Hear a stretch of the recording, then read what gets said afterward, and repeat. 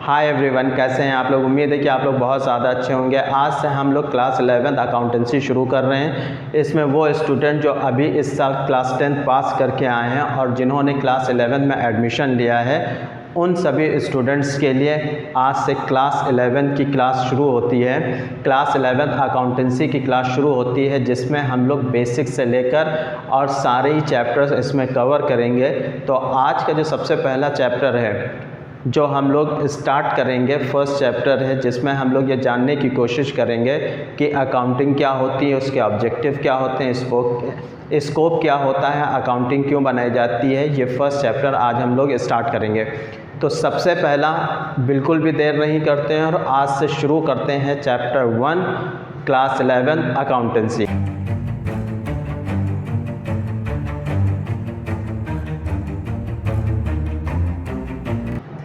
जब हम लोग बात करते हैं अकाउंटेंसी की, तो जितने भी स्टूडेंट क्लास 11th में हैं उनको अभी बहुत ज़्यादा जानकारी नहीं होगी कि अकाउंटेंसी क्या है। ठीक है, तो अकाउंटेंसी को बहुत अगर सिंपल वर्ड में समझने की कोशिश की जाए तो ये एक ऐसा ट्रांजैक्शन होता है जिसके अंदर हम लोग जो भी बिजनेस एक्टिविटीज़ करते हैं उसको मॉनेटरी फॉर्म में लिखते हैं, जिससे कि हमें ये पता चल सके कि हमारा प्रॉफिट क्या हो रहा है और हमारा लॉस क्या हो रहा है। अगर बहुत ही सिंपल वर्ड्स में इन चीज़ों को हम आप लोगों के सामने एक्सप्लेन करें। अब बात यहाँ पर ये आती है कि हमें अकाउंटेंसी की ज़रूरत क्यों पड़ती है। Need for accountancy, need for accountancy.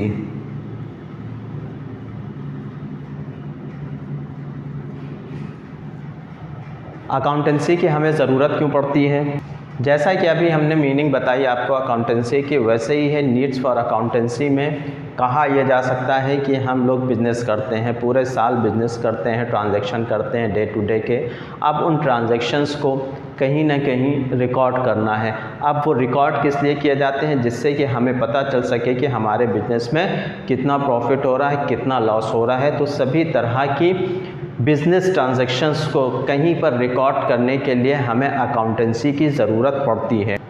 इस अकाउंटेंसी से हम सबसे ज़्यादा क्या सीखते हैं, जिसमें हमें यह पता चल जाता है कि हमारे डे टू डे के एक्सपेंसेस क्या हैं, इनकम क्या है, परचेज़ हमने कितना किया है, सेल हमने कितना किया है, कितने लॉस हो रहे हैं या प्रॉफिट हो रहा है, या कितना हमारा रेवेन्यू हो रहा है। इन सभी चीज़ों को हम लोग जान सकते हैं अकाउंटेंसी के थ्रू। और इन्हीं अकाउंटेंसी के जो रिकॉर्डिंग होती है, जो डिटेल हमारे पास अवेलेबल रहते ही, उस डिटेल से हम लोग क्या करते हैं, उसी डिटेल का हम यूज़ करते हैं बिज़नेस को आगे बढ़ाने में। और बिज़नेस में नए नए डिसीजन लेने के लिए भी हमें अकाउंटेंसी की बहुत ज़्यादा ज़रूरत पड़ती है। अगर मान लीजिए प्रॉफिट हो रहा है, ठीक है, तो प्रॉफिट के बारे में हम कैसे जानेंगे, हम अकाउंटेंसी के थ्रू ही जान सकते हैं। अगर हम कोई नया आउटलेट खोलना चाहते हैं, कोई नया बिज़नेस स्टार्ट करना चाहते हैं, तो वो कहाँ से पता चलेगा, हमें अकाउंटेंसी से ही पता चलेगा कि हमारी बिज़नेस की कंडीशन इस तरह की है कि हम कोई नया आउटलेट खोल सकते हैं या नहीं। तो इन्हीं सारी चीज़ों को जानने के लिए, इन्हीं सारी डिटेल्स को समझने के लिए हम लोग क्या करते हैं,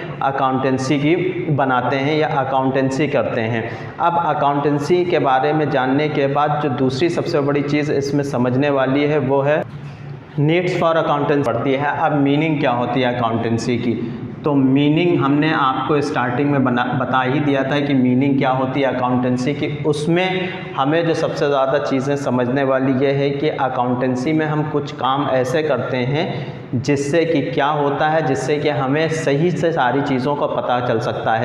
अकाउंटेंसी की मीनिंग में जो हमने चीज़ें आपको बताई थी, उसमें अगर कुछ चीज़ें देखा जाए तो सबसे चीज़ क्या है, रिकॉर्डिंग, ठीक है, करना, क्लासिफाई करना, रिकॉर्डिंग, क्लासिफाइंग, समराइजिंग, ये सारी चीज़ें क्या हैं, ये सारी चीज़ें हैं अकाउंटिंग से रिलेटेड। अब यहाँ पर इसी के थ्रू हम लोग समझ सकते हैं कि हम अकाउंटेंसी में क्या करते हैं, रिकॉर्ड करते हैं, क्लासिफाई करते हैं, उसके बाद समराई करते हैं। तो इन सारी चीज़ों को एक ही जगह पर पहुँचाने का नाम ही अकाउंटेंसी है, जिसमें हर जगह से डाटा को कलेक्ट किया जाता है और उसके बाद एक जगह पर उसको समराइज़ कर दिया जाता है। जब हम लोग इस तरह के रिकॉर्डिंग्स करते हैं, ट्रांजैक्शन करते हैं, समराइजिंग करते हैं, तो उससे सबसे ज़्यादा फ़ायदा क्या होता है, जिससे कि हमें सारी चीज़ें एक ही जगह पर पता चल जाती हैं और कंपनी की हमें फाइनेंशियल पोजीशन पता चल जाती है। जब कंपनी की फाइनेंशियल पोजीशन पता चलती है तो उन फाइनेंशियल पोजीशंस को जानने के लिए हम दो चीज़ों का सबसे ज़्यादा यूज़ करते हैं। एक करते हैं प्रॉफिट एंड लॉस अकाउंट और दूसरा करते हैं हम लोग बैलेंस शीट। ठीक है, तो इन दो चीज़ों का हम लोग बहुत ज़्यादा यूज़ करते हैं जब हम किसी भी चीज़ का क्या करते हैं, फाइनेंशियल पोजीशन जानना होता है। तो यहाँ पर इस तरह से इसको हम लोग समझ सकते हैं। इसके अलावा अलग अलग जो राइटर्स हैं उन्होंने अपनी अपनी डेफिनेशंस दी है कि अकाउंटिंग क्या होती है, वो आप लोग बुक में रीड कर सकते हैं, वहाँ पर ईज़िली अवेलेबल है। वैसे तो सारी चीज़ें इसमें यहाँ तक क्लियर हो गई होंगी। हमने बहुत शॉर्ट में बताने की कोशिश की है कि अकाउंटेंसी क्या है, मीनिंग क्या है और उसकी ज़रूरत हमें क्यों पड़ती है। अब यहाँ पर हम थोड़े से उसके कैरेक्टरिस्टिक्स समझ सकते हैं। अभी तक हमने सारी चीज़ें एक्सप्लेन कर दी। अब बात करते हैं कैरेक्टरिस्टिक्स ऑफ अकाउंटेंसी की। तो अकाउंटिंग की जब कैरेक्टरिस्टिक्स की बात करते हैं तो उसमें सबसे पहली चीज़ जो हम लोग जानने की कोशिश करते हैं वो क्या है, जो हमें और आपको सभी लोगों को पता है।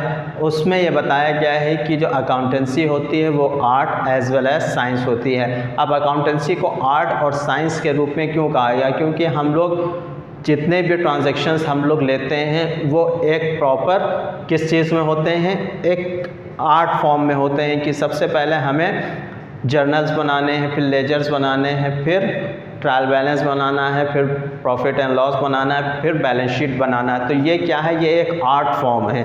इसको एक आर्टिस्टिक वे से देखा जा सकता है इन सारे रिकॉर्डिंग्स को। ठीक है, इसमें साइंस को कहाँ पर इन्वॉल्व किया गया है, साइंस को इन्वॉल्व इसलिए किया गया है क्योंकि इन जितनी चीज़ों को भी हम लोग करते हैं इनके अपने एक मेथड्स होते हैं और इन मेथड्स के हिसाब से ही हम लोग इसको फुलफ़िल करते हैं। इसीलिए अकाउंटेंसी को आर्ट और साइंस दोनों के रूप में जाना गया है। अब उसके बाद दूसरी कैरेक्टरिस्टिक्स जो होती है, रिकॉर्डिंग ओनली फाइनेंशियल ट्रांजैक्शन। जितने भी फाइनेंशियल ट्रांजैक्शन होते हैं वही सारे इसमें रिकॉर्ड किए जाते हैं। आप मनी से रिलेटेड जो परचेज़ किया है, सेल किया है, रेवेन्यू हुआ है, एक्सपेंसेस हुआ, ट्रांजैक्शन हुआ, जितने भी हमारे ट्रांजैक्शंस होते हैं फाइनेंस से रिलेटेड जितने भी ट्रांजैक्शन होते हैं वो इसमें किए जाते हैं। ये दूसरी सबसे बड़ी कैरेक्टरिस्टिक्स हो सकती है। तीसरी कैरेक्टरिस्टिक्स हो सकती है कि हर चीज़ को हम लोग किस टर्म में रिकॉर्ड करते हैं, मनी के फॉर्म में करते हैं। रिकॉर्डिंग जितनी भी होती है वो सब पैसों के या मनी के फॉर्म में इसको की जाती है। अब जैसे यहाँ पर एक एग्जांपल दिया गया है कि मान लीजिए हम कुछ परचेज़ करते हैं, चेयर परचेज़ करते हैं या कुछ भी परचेज़ करते हैं। तो अगर हमने परचेज़ किया 10 चेयर तो कितने रुपए की परचेज़ की, मान लीजिए 5000 की एक चेयर परचेज़ की, तो इस तरह से 50,000 हम लोगों ने पे किया। तो ये सारी चीज़ें क्या हैं, ये एक मनी के टर्म के रूप में जानी जाती है। ये इसकी सबसे बड़ी कैरेक्टरिस्टिक्स होती है। इसके अलावा इसके अंदर टर्म्स ऑफ मनी के अंदर एक चीज़ और बताएगी, यही कि जो हम लोग बिज़नेस करते हैं, जितने भी बिज़नेस होते हैं क्या होते हैं, कुछ होते हैं स्मॉल बिजनेस, ठीक है, और कुछ होते हैं बहुत ज़्यादा बिग बिजनेस। तो स्मॉल बिजनेस के अंदर तो हम डायरेक्ट क्या करते हैं, जर्नल से स्टार्ट कर सकते हैं कि सबसे पहले जर्नल एंट्री बनाई, फिर लेजर बनाया, फिर ट्रायल बैलेंस बनाया। लेकिन जो बिज़नेस बहुत ज़्यादा बड़े होते हैं, बिग बिजनेसेस होते हैं, उसमें हम लोग सब्सिडरीज बुक बनाते हैं। सब्सिडरी बुक्स में जैसे कैश बुक हो गई, ठीक है, परचेज बुक हो गई, सेल बुक हो गई, परचेज रिटर्न हो गई, सेल रिटर्न हो गई, बिल्स रिसीवेबल बुक हो गई, बिल्स पेबल हो गई, जर्नल प्रॉपर हो गई। तो इन सारी चीज़ों क्लासीफाइंग के अंदर हम लोग क्या करते हैं कि जितने भी अकाउंट्स बनते हैं, जो कैरेक्टरिस्टिक्स का क्लासिफिकेशन, उसमें हम लोग सैलरी अकाउंट अलग दिखाते हैं, वेजेस अकाउंट दिखा देंगे, परचेज अकाउंट दिखा देंगे, एडवर्टाइजमेंट अकाउंट दिखाएंगे। तो हर चीज़ को अलग अलग क्लासीफाई किया जाता है, यानी कि हर एक एंट्री का एक अलग क्लासिफिकेशन, एक अलग लेजर अकाउंट बनाया जाता है। उसके बाद समराइजेशन की बात की गई। जैसे यहाँ बताया गया कि जितने भी लेजर बनाए जाते हैं, हम लोग हर चीज़ का जो भी लेजर बनाते हैं उसको समराइज़ करते हैं कहाँ पर, एक ट्रायल बैलेंस के अंदर। उस ट्रायल बैलेंस में हम लोग जितने भी अलग अलग लेजर बनाए होते हैं उन सभी के टोटल वहाँ पर दिखा देते हैं। तो इस तरह से चीज़ें क्या होती हैं, समराइज़ हो जाती हैं। और इस तरह से पूरा का पूरा हम लोग अकाउंटिंग का ट्रीटमेंट करते हैं। इसके अंदर हम लोग प्रॉफिट एंड लॉस अकाउंट बनाते हैं, ट्रायल बैलेंस से फिर ट्रेडिंग अकाउंट बनाते हैं, बैलेंस शीट बनाते हैं। तो ये सारी चीज़ें क्या होती हैं, इन्हीं अकाउंट से पूरा कंप्लीट हो जाती हैं और इसको हम लोग आसानी से समझ सकते हैं, एक्सप्लेन कर सकते हैं और सारी चीज़ों को दिखा सकते हैं। इससे हम लोग क्या है कि रिज़ल्ट इंटरप्रेट कर सकते हैं, जिससे हम लोग ट्रेडिंग अकाउंट बनाते हैं या प्रॉफिट एंड लॉस अकाउंट या बैलेंस शीट जब बना रहे होते हैं तो वो सारी चीज़ें हमें क्या प्रोवाइड करती हैं, रिज़ल्ट प्रोवाइड करती हैं। किस तरह से कि हमारा बिज़नेस प्रॉफिट में जा रहा है, लॉस में जा रहा है, या क्या बिज़नेस एक्टिविटीज़ हो रही हैं, किस तरह से ये प्रॉफिटेबल है या नहीं है, इन सारी चीज़ों को हम लोग इससे समझ सकते हैं। उसके बाद जो नेक्स्ट है हमारा कम्युनिकेटिंग। इन सारी चीज़ों के बाद जो रिज़ल्ट हमें मिलता है, रिज़ल्ट से क्या है कि हम कम्युनिकेट कर सकते हैं, हम ये अच्छे से लोगों को बता सकते हैं, इंडिविजुअल के रिक्वायरमेंट्स को यहाँ से पूरा किया जा सकता है, यानी कि किसको कितनी सैलरी मिल रही है, कितने वेजेस हो रहे हैं, कितने परचेज़ हो रहे हैं। ठीक है, तो इन सारी तरह की डिटेल्स हम लोग क्या करते हैं कि यहाँ से प्रोवाइड कर सकते हैं, कम्युनिकेट कर सकते हैं, इसके ऊपर बातचीत कर सकते हैं, इन सारी चीज़ों को आसानी से समझा जा सकता है। तो यहाँ पर ओवरऑल ये कहा जा सकता है कि ये एक पूरा का पूरा हमारा क्या है, एक कैरेक्टरिस्टिक्स होता है जो हमने आप लोगों के सामने रखे। तो आज के लिए इतना ही। Thank you very much.